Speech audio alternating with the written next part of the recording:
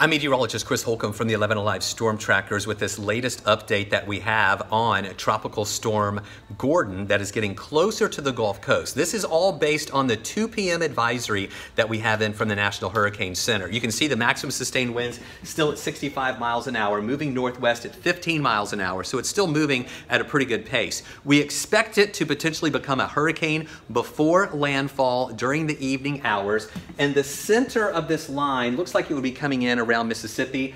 Don't focus just on that, because this area to the north and east of the center of the storm, including much of the Alabama coast, will be feeling some of those stronger impacts from the system as it moves on in. And then as it moves inland, it loses strength, becoming a tropical storm. That's by Wednesday morning. And then the remnants of the storm continue to move up to the north and then curve up toward the north and east up toward Chicago. This system really doesn't look like it's going to have much of any impacts on us. We are feeling some breezes from this system. That's between the low that's in the Gulf and also high to the north of us, that pressure gradient in between. But we're not feeling the tropical storm force winds. This is a look. The yellow color indicates the tropical storm force winds with this storm. The orange color, the 58-mile-an-hour winds, which are stronger tropical storm force winds. And then the red that you see right there, the hurricane force winds, mainly just impacting the Mississippi coastline. But a lot of the coast will be impacted by tropical storm force winds, heavy rain, and also storm surge possible, especially north and east of the center of the storm.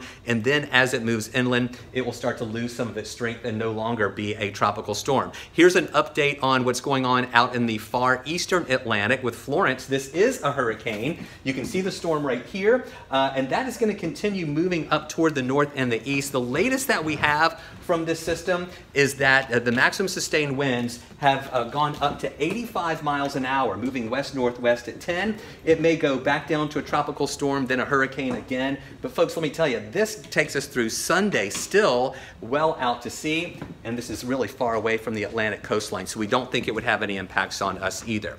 Stay with us. We'll have additional updates for you coming up a little bit later on, especially as Gordon gets closer to landfall later on tonight.